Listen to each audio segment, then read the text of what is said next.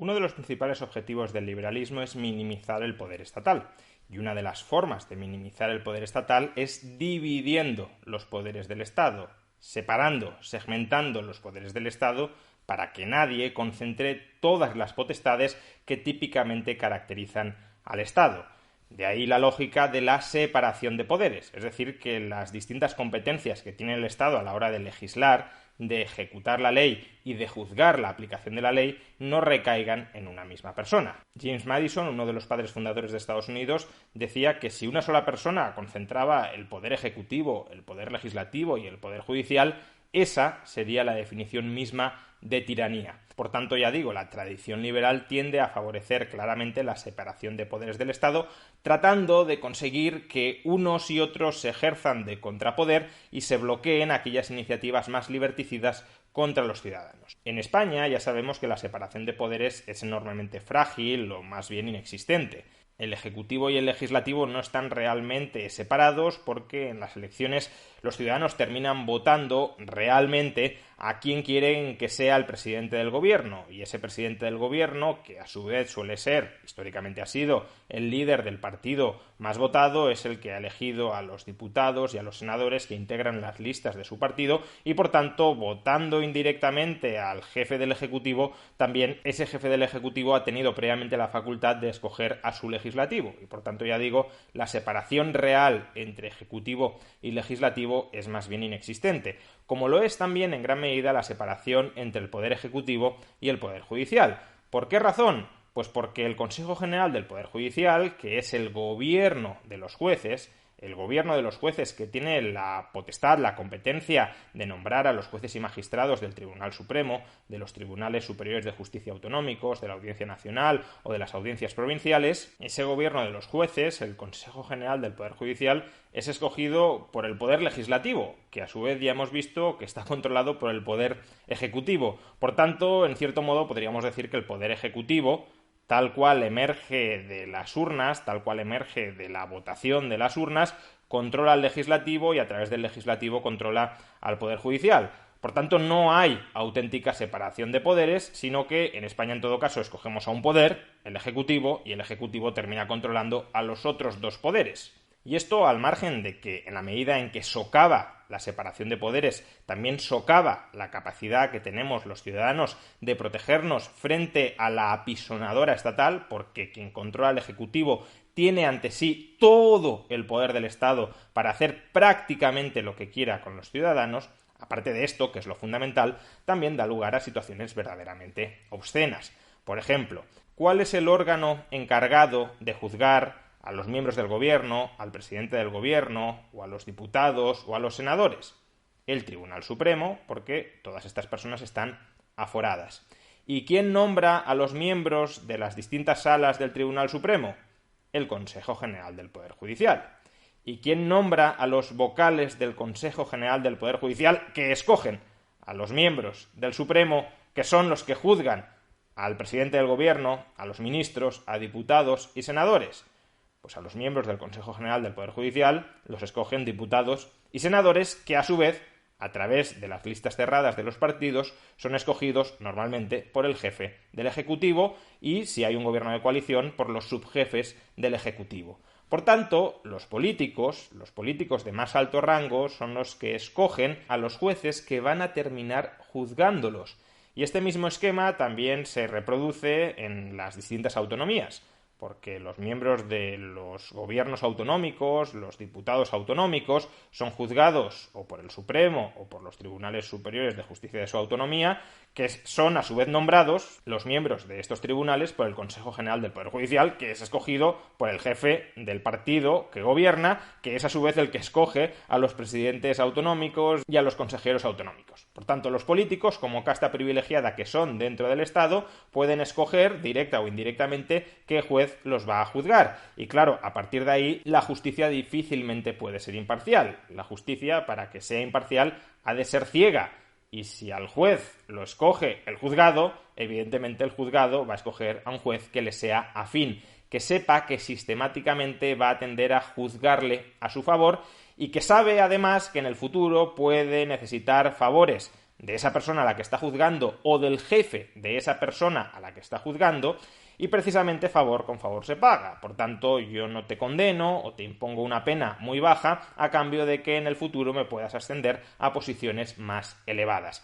La justicia está profundísimamente politizada en España y eso también contribuye, por cierto, a deslegitimarla, porque cuando los independentistas catalanes critican que el Tribunal Supremo está politizado, en parte tienen razón, en gran parte tienen razón.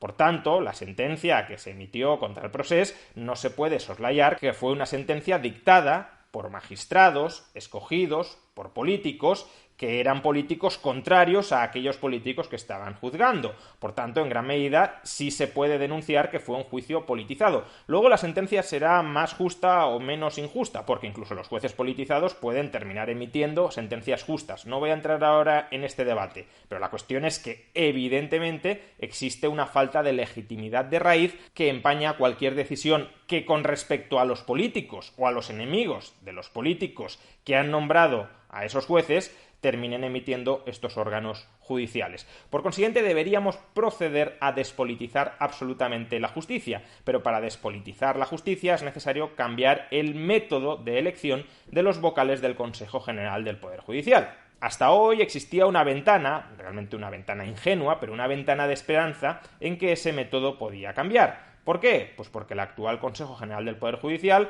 es un consejo de mayoría conservadora, que fue nombrado por el Partido Popular cuando éste tenía mayoría absoluta.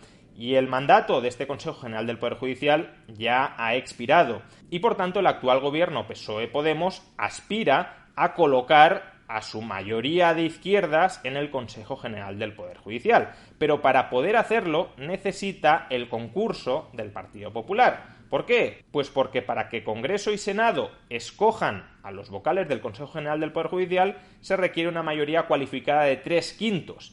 Y ni PSOE ni Podemos, ni los socios parlamentarios habituales de PSOE y Podemos poseen esa mayoría. Por tanto, o el Partido Popular dice que sí, o no se renueva el Consejo General del Poder Judicial, y si no se renueva, siguen en el mandato caducado, pero siguen gobernando en funciones, efectuando nombramientos del Supremo, de los Tribunales Superiores Autonómicos, de la Audiencia Nacional o de las audiencias provinciales, la mayoría de vocales que escogió el PP. Una situación profundamente insatisfactoria, claro, para un gobierno de izquierdas, PSOE y Podemos, que, como el gobierno del PP en su momento, aspira a controlar la justicia. Por tanto, el PP tenía mucha fuerza negociadora, porque si el PP decía yo no pacto contigo, no se puede renovar un gobierno de los jueces mayoritariamente conservador, mayoritariamente pro-PP. Y claro, como el nuevo PP de Casado se nos había vendido como un partido liberal, que estaba a favor del Estado de Derecho, de la separación de poderes, algunos esperaban, ingenuamente a mi juicio, pero algunos esperaban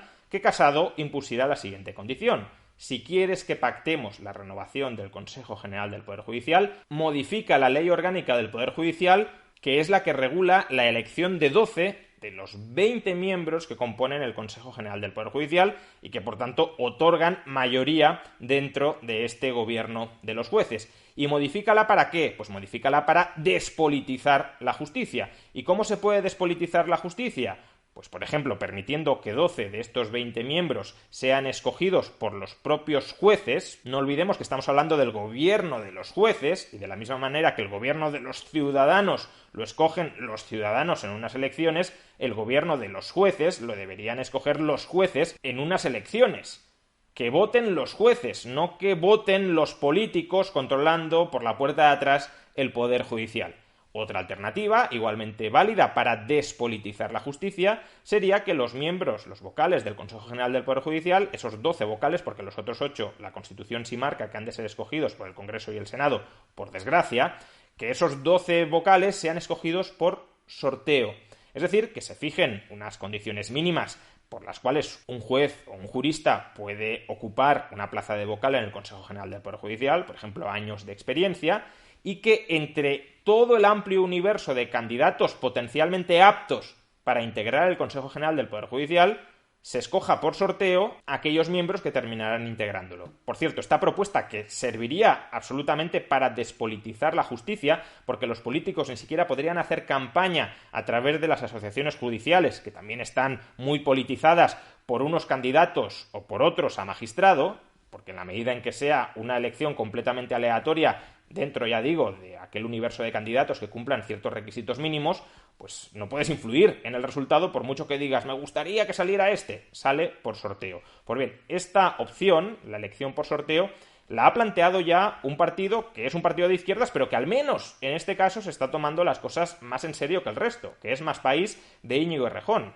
Este partido, no sé si consciente del todo de lo que implica, pero ha defendido que el Consejo General del Poder Judicial, los 12 vocales cuya elección es regulada por ley orgánica, sean escogidos por sorteo. Por tanto, el Partido Popular lo habría tenido extremadamente fácil para plantear esa reforma. Podría haber dicho, miren, lo que yo estoy defendiendo, lo que yo estoy proponiendo, es justamente lo que está proponiendo un partido de izquierdas.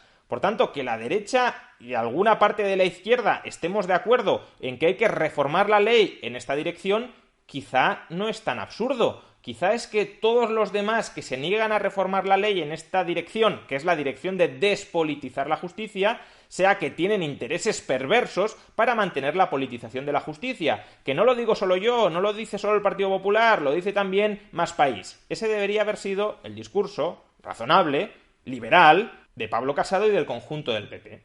¿Pero qué acaban de hacer Pablo Casado y el conjunto del PP? Pues llegar a un acuerdo con el PSOE para seguir repartiéndose los vocales del Consejo General del Poder Judicial.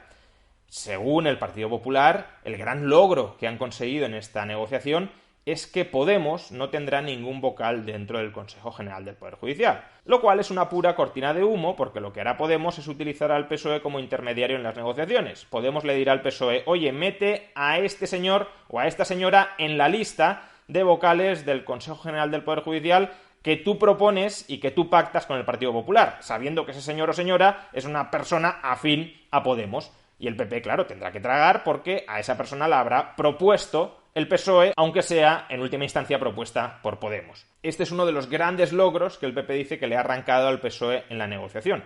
Y el otro gran logro, dice, es avanzar en una ley que despolitice la justicia.